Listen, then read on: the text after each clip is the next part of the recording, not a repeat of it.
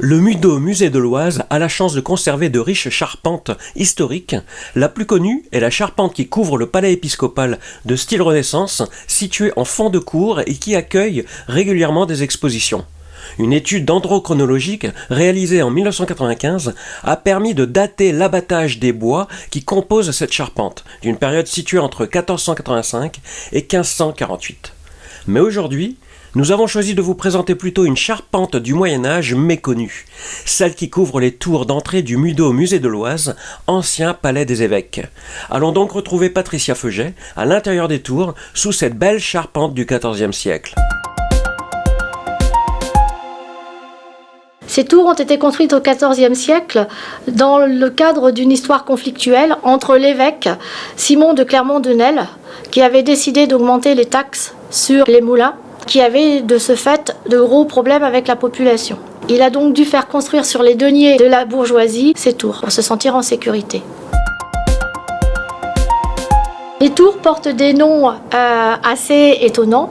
L'une d'elles porte le nom de Beau-Visage et l'autre porte le nom de la Balafrée. Les bois de ces charpentes ne sont pas encore connus, il n'y a pas encore eu d'études dendrochronologiques. Par contre, on peut constater qu'il s'agit d'un exercice extraordinaire de construction. Toutes les poutres sont numérotées. Il y a un système d'équilibre avec l'entrée qui pousse vers l'intérieur, le poinçon qui permet de pouvoir lever la charpente et l'étrier qui permet de pouvoir amener les forces vers l'intérieur. Quand on regarde la hauteur de ces tours en poivrière, on peut être étonné puisque la hauteur de ces toitures est quasiment identique à la hauteur du bâtiment en tant que tel. Et donc la charpente est constituée de 4 niveaux.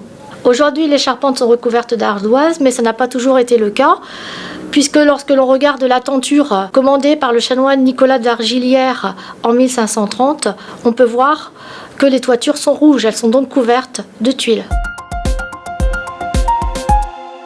Lorsque l'on regarde ces tours, on peut être étonné parce qu'à l'extérieur, elles sont rondes, mais lorsque l'on est à l'intérieur du palais épiscopal, on peut voir qu'elles sont plates. Donc les poivrières ne sont pas véritablement des cylindres. Ces tours sont très impressionnantes puisqu'elles servaient à défendre les bâtiments de l'évêque. Il y avait dedans des gardes et pour le confort des gardes, il y avait des cheminées, mais il y avait aussi les commodités.